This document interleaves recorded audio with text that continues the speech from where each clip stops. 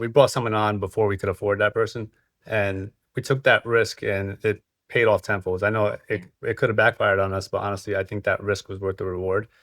Welcome to Built for Profit podcast, where entrepreneurs share real stories and strategies that actually work. We're here to inspire, challenge, and give you the playbook to profit with purpose. Let's get into it. Let's do it. About 70% of adults age 65 and over are going to need some type of care throughout their life. We have some experts with us today who have lived in this world and currently live in this world. We've got Gabby and Stephania Batar, and their story of how they got into it, I'm not going to share it because I want them to, but you can hear the why behind it just from their own experience. And I'd be willing to bet that's how a lot of people who are very passionate about this end up in this type of position. They're with Assisting Hands Home Care, and we want to welcome them to the Built for Profit podcast. So welcome, and thanks so much for being here. Thank you so much for having us. Thank you for having us. Yeah. One of the things that stuck out to us right away is we were both like, look at why they both chose this industry. That was very clear to us from the beginning. So can you each just start by sharing that with the audience and with the listeners? Like, what drew you into this line of work? Initially, me and my wife owned another business before this, and we spoke with our financial advisor, and he recommended that we speak with a franchise broker to look into another kind of business because initially our original business kind of depended on her well-being. We did a service beauty industry business where she was the artist, and we wanted to look towards the future where we could essentially step away slightly if we needed to when we were looking to have kids. So we looked into franchising and saw what was out there. And when we spoke to our franchise broker, they brought us a bunch of companies that we didn't think fit with our passion and our why and what we wanted to do. And then I remember she used to be an accountant, and I'll let her speak about her background, but she used to be an accountant before our other business. And one of the companies she worked with was in the home care industry, and it stuck with me for some reason. And I brought it up to her. I was like, how about home care?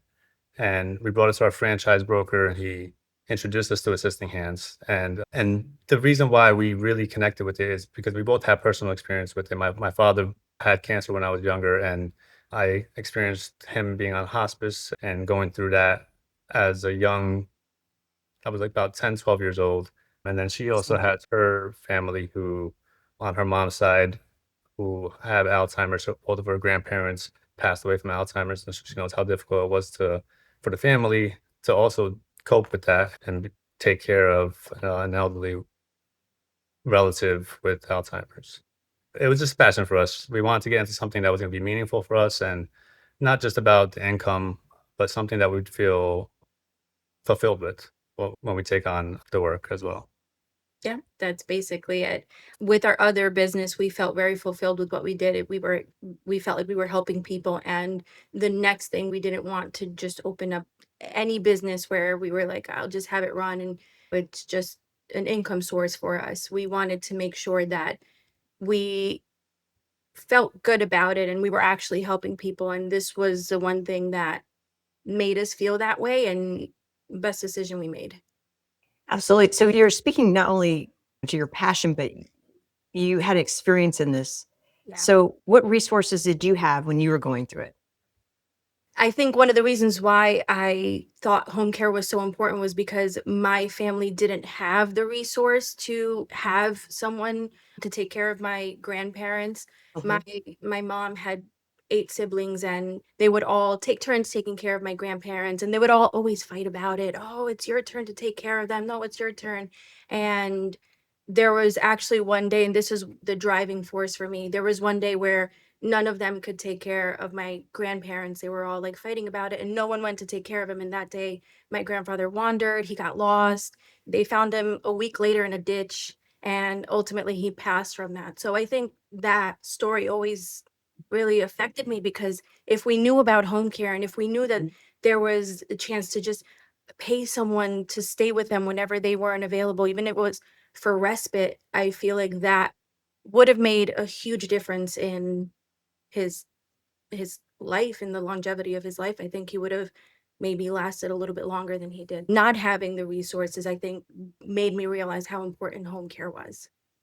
Yeah, absolutely. It's interesting too because so many people are probably on that journey and you deal with them every day and hear their stories Yeah. because it doesn't come with a handbook and everybody's Yeah. different. And we were just talking about that earlier, background as a financial advisor. When you don't feel well, where do you really want to be? Home. And accommodating those resources. So you were in business before, totally different industry. Very different. I, I'm a little biased, but Gabby, she looks like she could have been in the beauty industry. I was just throwing it out there, okay? I know when he said that, I was like, this tracks. You know? So tell us about some of the learning curve of that industry going into this one, like staff, different things. But also, I'm going to throw another thing on top of that for your answer because I have to do a shout out for Luca because now you have a different component and you Yes. can introduce him to the conversation because that's different than in the beauty industry. I'm assuming you didn't have that little right No, addition. Okay. no, we just had a baby 2 months ago, and that is been the highlight of our life. With our previous business, we would have been able to have a baby, but I think that we would have been so busy that we wouldn't have had the ability to be with him as much as we are now. I'm able to stay home a little bit more because we have an amazing staff that can run our office. And didn't want to be the parent that wasn't able to be with my kid. And I never wanted my child to say, oh, I never got to see my parents because they work so hard. So coming into this industry, I think that was one of the deciding factors as well, to be able to have the employees to run the business. Of course, we're always there, but so that we can be home more for our child. That was a huge part of it as well. And going back to your first question, one of the things that we learned, a learning curve, was I was in a service industry and I worked with women all day, every day. That customer service aspect and going above and beyond always to make someone happy. I worked a lot with women who had cancer or alopecia and things like that. So I always knew that making someone feel better and going above and beyond for them really made a difference, and that's what makes your business grow more than thinking about what you're putting into your pocket. And that we brought into this business, and I think that more than anything else was what made our business as successful as it is now. Yeah. I'm hearing so many intangible things that you're speaking about that you were already bringing in, like this knowledge, the compassion, if you almost want to say like customer first focus and the compassion specifically was what you're dealing with now. So that can't really be taught. You can require that of someone, but teaching someone how to do that, I'm sure you have experience with interviewing some people. You can't really teach that. So, as you were making this transition into a different type of industry, besides those things, what other sort of skills did you feel like you needed to learn, or how did you go about learning them if they weren't provided in your franchise system? Marketing. Yeah, marketing for sure. Like I had with our other business, I did all the advertising and marketing. However, it was all behind the computer. It wasn't door to door building relationships. So for me, that was probably my biggest learning curve. I'm a bit of an introvert, so I took on that role as the sales and marketing employee. So I ended up having to go to all the facilities, speak to all the social workers, and just build those community relationships. And in the beginning, it was very nerve-wracking for me, but eventually, over time, building those relationships, it felt like visiting friends after a while, so it just became a lot easier. But in the beginning, I was just so scared to go knock on those doors and build those relationships. But I think And for look me, at you now, Gabby. You're on the corner with a big sign. I know. I'm proud of you based on what you shared about just being more of an introvert and then what you said you did. So, what other sort of like tactical things did you do to help with the marketing? So, you talked about going and speaking at those different locations. What else? Because I think that even a few franchisees that I've spoken to recently, they've been like the marketing I wasn't expecting. And you make this joke all the time that you think that you're going to open your business and there's going to be a line of people, and that's not quite the case. So, what could you share to help speed that learning curve up for someone? it was majority of it was building those relationships at the facilities. However, to kickstart our clientele, we leaned into a lot of paid lead generations as well. So to start bringing in that revenue and start building up those clients and getting our first few clients, we started with some paid lead generations. And then as far as marketing, I have a bit of an advantage because I come from a web development, a front end and back end coding background. So I built our website. I did all of our SEO and our marketing. So I do think the SEO part of it is important as well. So you could be found organically on Google and building up those reviews once you do have those clients. I know it's what comes first, the chicken or the egg. You do have to get the clients to get the reviews, but the paid lead generation has definitely helped us get those first few clients so we can build up those reviews and eventually get referrals from clients themselves. I want to just expand on that a little bit because, again, this is a huge gap that most people have. They find a business they're passionate about, and maybe they've even ran a business before, or their degree is in business. They've got the wherewithal of how to run a business. However, you said what comes first, the chicken or the egg? And that's what most new people, they have that conundrum. It's you're told that you need to have reviews posted on your website, but you don't have any yet. But you're trying to, honestly, it was like marketing this podcast before it existed. People are like, great, show me a few episodes and we'll see. And we're like, Sure. it launches October 1st and we have lots recorded, but we can't send you to the actual podcast yet. So if you were going to do it again, what would you do different with the knowledge that you now have? What we did in our business is we hired for where we wanted to be rather than where we were. I would do that sooner. We did that a little later on in the business, and that honestly, that's what was one of the main things that catapulted our success. Is we brought someone on before we could afford that person, and we took that risk, and it paid off tenfold. I know it could have backfired on us, but honestly, I think that risk was worth the reward. I definitely would hire that salesperson earlier on in our business, and I think that would have honestly helped. Okay, good. And that's an important thing that you mentioned. That was a sales, because that's a key differentiating factor there of And what that role was. and that's for us. Some owners might come into this with the strengths of having sales as their background. I didn't. So I think hire for your weaknesses, and then you take on any of your strengths that you have. And I think that's a really good point. And part of this is talking about the things you learn or catapult that curve of learning, because sometimes the learning curve can be timely and expensive. And what sometimes when you're an entrepreneur, you have that bootstrap mentality, right? Swiss Army knife, I can do it, I can figure it out. But we hear that a lot. So what other like learning curves that you'd want to share? She's sort of nodding in some of these. So I think you got a couple in there. Like you go, hey, listen, if I could look back and tap myself on the shoulder in that first couple of years, or I might go, hey, by the way, heads up. Yeah. So I would say I think this was a big thing for us too. Having a bigger cushion than you think you're going to need when you start off, especially in franchises, they typically will tell you, okay, this is how much you're going to need to operate. And that may be enough, but having a little bit more just in case, I think is super important because it helps so that if there is maybe some slow period in the beginning, which of course there's going to be in any business, you're not, like you said, you're not going to start off and have the clientele just lined up waiting for you. Having enough of a cushion so that as you're paying your bills and the clients are necessarily not there, you're not stressed out about, oh my gosh, my money's depleting. And I think you start to make decisions based off of your impulse or the fear of depleting that your fund. So I think having a little bit more for a rainy day, you're also able to invest a little bit more in your business, which is why we were able to hire that marketing person sooner than most people thought we were crazy for doing that. What are you doing? This is probably the most expensive role that you have in your business. Why are you hiring that person? You guys could do it yourselves. But had we not done that, had we not had the ability to do that financially, I think maybe we wouldn't be where we are now. So I think that's one thing that I always like to tell people. If you're able to, For sure. maybe think about having a little bit more.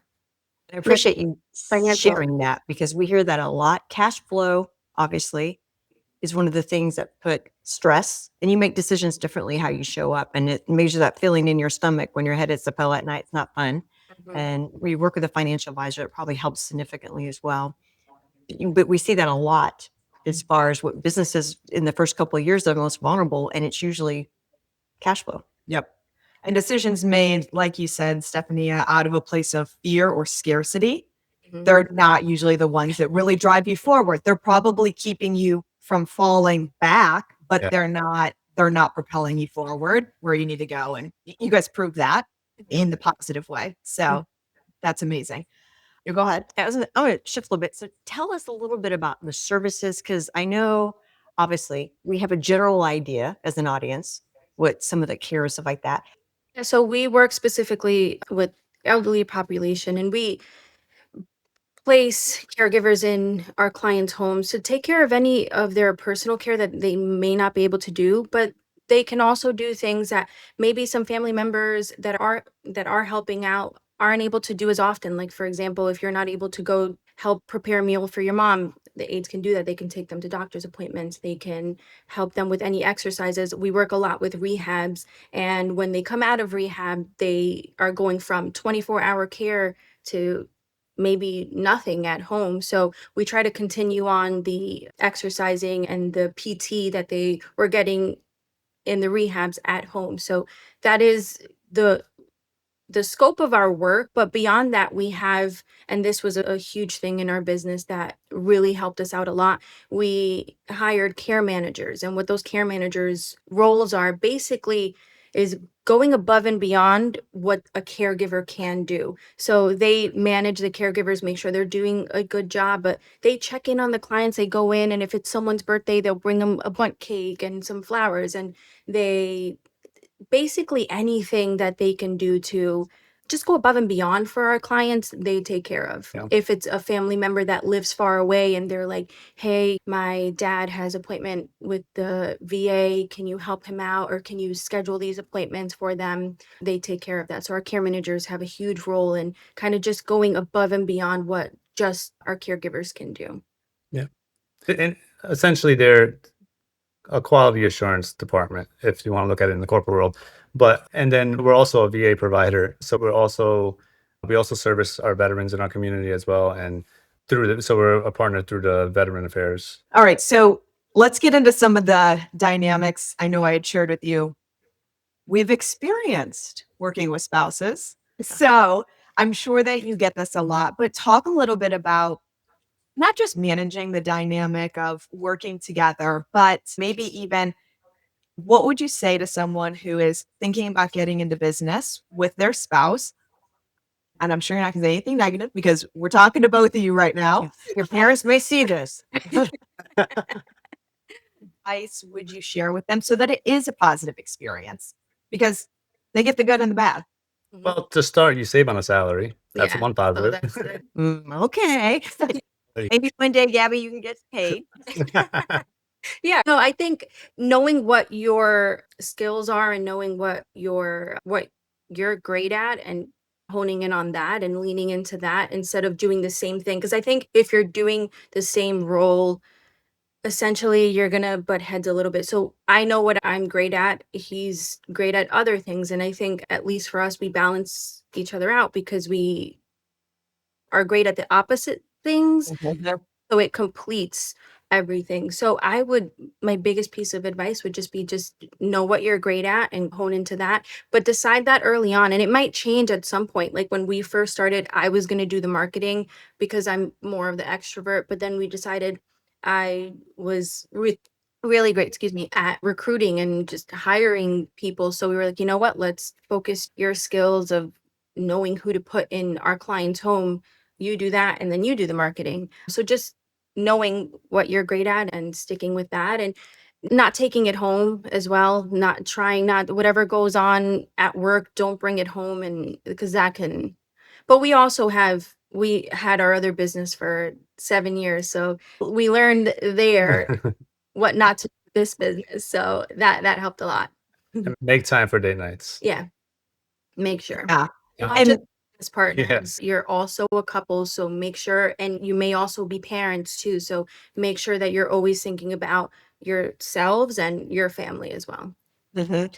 How do you make sure that the conversation isn't always, I say at home, about work? Because I say couples who work separate, they'd be coming home. How was your day? I had this meeting. They would talk about it, but then probably quickly move into a different conversation flow. So lots of times you might have been there for the whole, so you're like, how was your day? I was with you the whole time.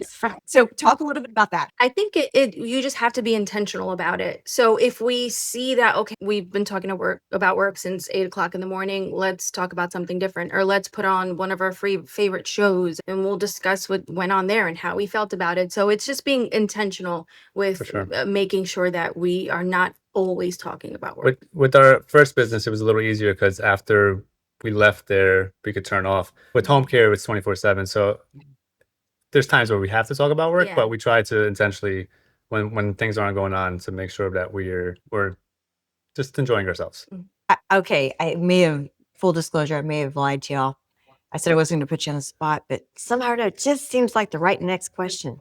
You knew I had to go in there a little bit. We're all cringing. Oh, she does get fearful sometimes because we do work with our spouses. So you have a decision to make. You got two different ideas on what to do forward. You know where I'm going with this. Gabby's looking away. He's like looking away like he's in church. Right. So do you arm wrestle? Do you throw like a dart contest? Like, how do you all move through conflicting ideas on how to move forward? Obviously, whatever I say goes. Yeah, happy No, wife. Well, right, because you're on payroll. So am I. No, I'm not. No, I think we just weigh out the options and we really, because it does happen often. We think about what essentially is the better outcome for whatever it is that we're doing, especially for our clients. So we discuss it and we just make sure, okay, is this better or is this better? And then we come to a conclusion. And we never let it affect us if it's not our way. I'm going to interpret this. Okay. Let's see where this is going. Probably joking. No, but I appreciate you being honest because there's a lot of times. Yeah, you too. It's possible not to, right? As humans, we've got different opinions. And it's not even like someone is right or wrong. It's like Gabby's had his own experience with something. So it has its own viewpoint. And Stephania has had her own experience. And you're coming at it from different places. You can have the best of intentions. But if you have to talk through and I guess hear out the other opinions, we've never had a conflict. We aren't sure how people navigate this. So tell us about some of the plans, the future. First of all, when did you start? How long you been doing this? And what's in the future? We opened our doors August of 2023. So we're over 2 years now. I think just expand into different territories and Yeah. just be able to service more clients the best that we can. We started off with one territory and then quickly we bought a second one. And now recently, to answer your question, actually, we're in the process of buying 2 more territories. Congrats. Thank you. Thank you. Good success story. Yeah. And that's really big on the franchise model because it's like the recipe. And if you follow it, you'll be successful. That's the whole idea of it. It's repeatable. What's it called? Rinse and repeat. And obviously you guys are doing it well and your passion. That's what we talk about is having profits with purpose. You're making an impact. And usually the more authentic and passionate you are in businesses, the more the profits come in. That weird how that works. Yes. I think that was a big part of our success is we cared more about the quality than the quantity. And I think from word of mouth, and that's how we built our partnerships too with the facilities and the rehabs, is that they saw how much we cared and it trickles down to how we hire as well. We're very specific on how we hire and we want to make sure that the caregivers that we do hire don't just have their license, that they really care, they're good people, they're reliable, and that we trust that we will put them in our own parents' home. So Yeah. I think we've proven ourselves to those rehabs that every time we refer to them, that patient that we referred to them was put with an amazing aid. Then they referred to us. And how much we cared, I think, is what in turn turned into profits. But I think if you put your genuine and authenticity first into the quality, it turns around into growth. Yeah. Yeah. To grow as much as we did.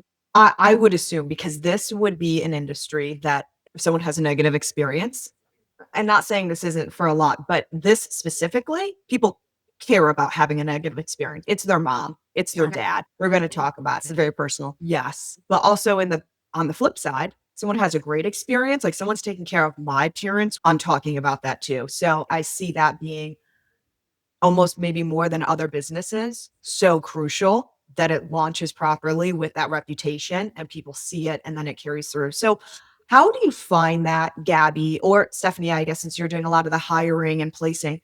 We can all talk about wanting to hire people who really care and really want to do a great job. Or when people are in interviews, you're getting the best Mhm. version of them. It's like we're on our first date and Yeah. this is like day. This is the best version of me. So how do you see through that to see the authenticity behind it or help walk us through? Because Yeah. clearly you've done a great job of hiring. Otherwise, you wouldn't have that reputation and you wouldn't be expanding the way that you are.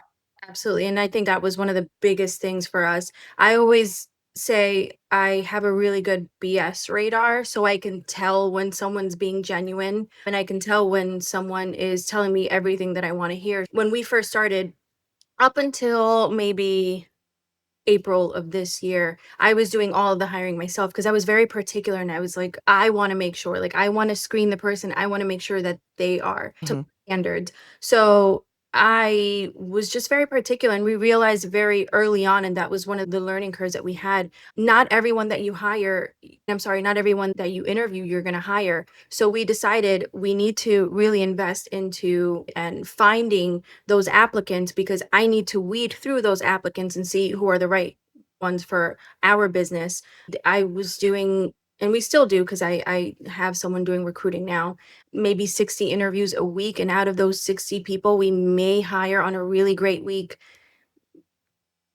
5 to 7 out of those, and that's a really great week. And it's not because there's a lack of people applying, because there's a lot of people applying. That for us, they're not the right fit. And that's, like I said before, it's so important. That's how particular we are, that out of 60 people, let's say, that we're interviewing, we're maybe getting 5 out of them that we feel would be good to take care of our clients. I train the person that's doing it now to really have that same mindset of, would you put this person in your parents' home? If not, don't put them. And she now has a really good BS radar, and she knows the same way I do what to look for and how to tell if someone's being genuine with what they're saying. So that has been a huge help. And that's a great thing. It makes me feel better just about the people you're hiring. Yeah. But two things come to mind, Stephania. One is Gabby must have done really well in dating, BS radar. Yeah. Yeah. And two, you may have a whole new business coming out to teach other people how to have the BS radar. Yeah, I probably could. I always say that, like, I could probably just go around and just teach people how to. I can picture going like to Costco with you, like, yes, yes, yes. Good. Yeah. Was that hard to teach? So obviously when you gave that timeline, I'm thinking it was lining up with you realizing we're about to have the baby. I'm not going to be able to do as many interviews and not even just out of I'm not going to be able to, but any model that's scalable, you're growing, you got to have kind of benchmarks where you're no longer the only one doing any role. So even if that was what pushed you into that, it's a good position to find yourself in. So was that hard to teach someone else to be able to do as well? Yeah, so again, because I would like to think that I have a good sense of if someone's genuine or not. Even the person that I hired to do the recruiting was actually someone that worked at our other business, and I knew her work ethic, and I knew that she had basically the same vision that we had for our business. So I knew before we even hired her that she was great. I was like, you need to come work with us. Like, I know that you would think about the same things that I do. So it is hard because prior to that, we tried to do a virtual recruiter, and she was really nice. She was great, but she thought everybody was super sweet and she believed every word that everyone said. And that isn't always the case. So it is hard to show someone how to see if something is legitimate or not. And we were lucky enough to have had worked with someone in our previous business that I felt could do the same role as me. And yeah, so that's why we were able to get her. But it took a little while. We started off like I would do interviews and she would sit with me, and then I would have her do the interviews and we would record it and I would play them back and I would say, okay, you heard what she said? I don't know if I believe that. So that's how we did that. And we did that for a little while before she was able to take them on. Yeah. And that's something a lot of people struggle with is finding the right players, right, to put in their entrepreneurial journey. And yours is really significant to your practice. That's the whole experience. It is. Yeah. I think, and that was, we get this question all the time. And putting the right people in the right seats was so big for I think every single team member that we have in our internal staff in our office, besides our caregivers, they're phenomenal. They all share the same vision that we do. And I think that they all care as much about our business as we do. So everyone in our office is so essential to us. And if it wasn't for them, we wouldn't be where we are now. Like, for example, when we had our baby, he came 2 weeks early and we were in the hospital. I was in labor and we're like trying to help them staff because we weren't expecting me to have a baby so soon. So they weren't prepared for it. So I'm in labor and we're in the hospital and we're trying to help them staff. And they're like, okay, yelling at us like, you need to stop, you're about to have a baby, we got this, everything's going to be fine. So it just reminded me that like having a great team that has that same vision, it makes such a big difference. And I was able to have my baby and take care of him at home while having a great staff that was able to they're rock stars. Yeah. They were able to take over even though it was unexpected, and they did it so well. So we're very lucky.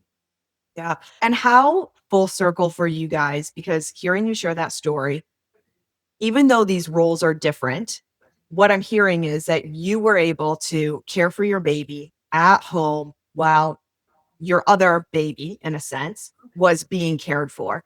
And in a weird way, that's like what your business does. It allows people to know that the one thing they care about is being taken care of genuinely and with care while they're working or caring for something else that they love.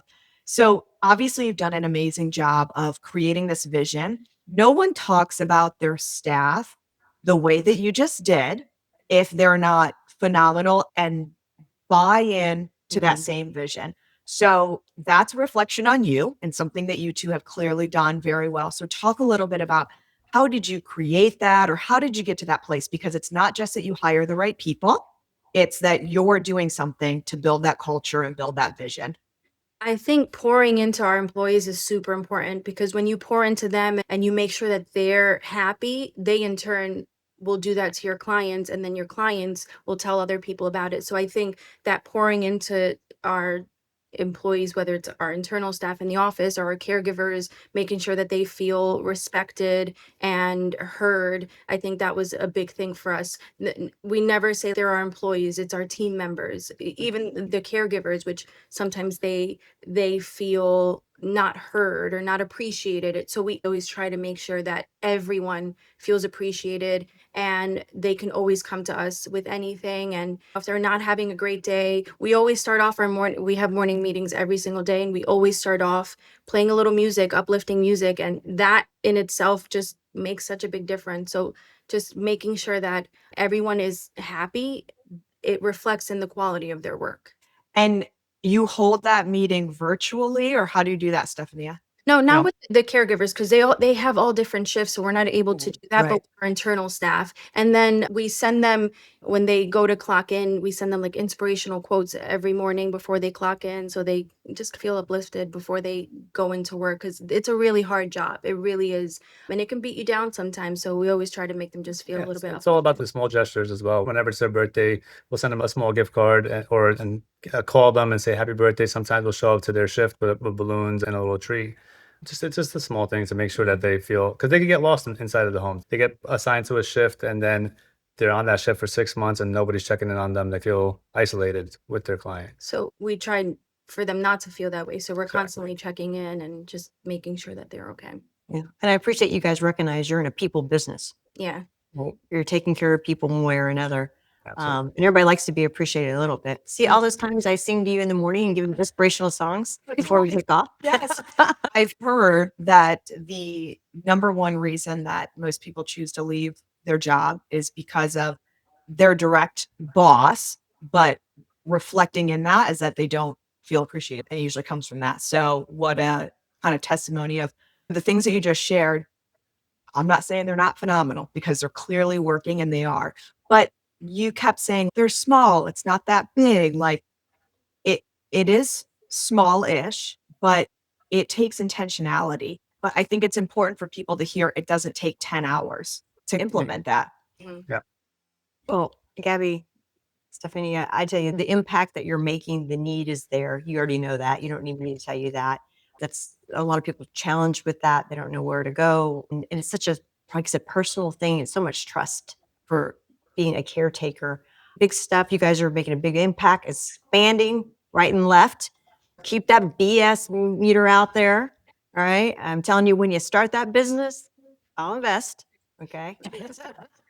Good to know. Franchise brand already. I see bumper stickers. I see a whole line with this thing. Gabby, you can work on the SEO with it. Let's do it. Let's do it. Anything you want to leave us with today before we conclude? We really enjoyed learning, obviously, about the way you run your business and sharing some of your tidbits of learning curves with us. But what would you like to end with today? I think with any business that you get into, I think it's really important to know that there are people that you can reach out to. And I think that's a great thing about the franchise model, that you can reach out to other owners and you can listen to a podcast. Podcasts were super helpful for us when we first started. So we would listen to them in the car on the way to work or when we'd be home. And so I think it's important to just tap into any resource that you can, whether it's a podcast or another owner or just someone going through something difficult and you're trying to help them out with it.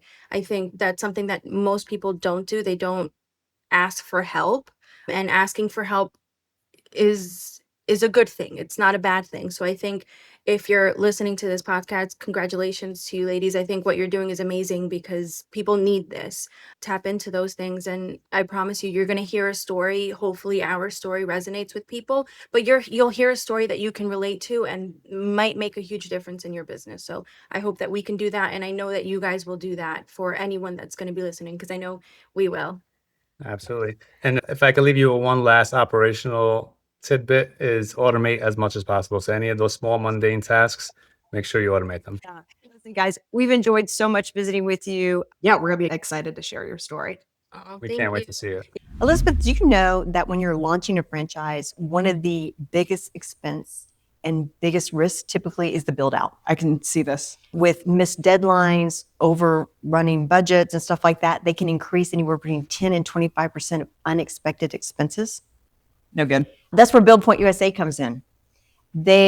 Everything from pre-construction to the grand opening, they're with you every step of the way to make sure those things don't happen. Yeah, and they've got over 25 years of experience in building franchises nationally. So when you've got that much on the line, why would you trust it to anyone other than someone who's got the right team who can get it done? Mm-hmm. They've got the reputation, the proven expertise, and the national resources. So if you're ready to get your doors open faster with no unexpected surprises, go to buildpointusa.com or click in the show notes below to schedule your 30-minute discovery call with one of their experts about your project. It's a generous offer. It kind of is. So again, buildpointusa.com. Check them out. We'll see you in the next episode.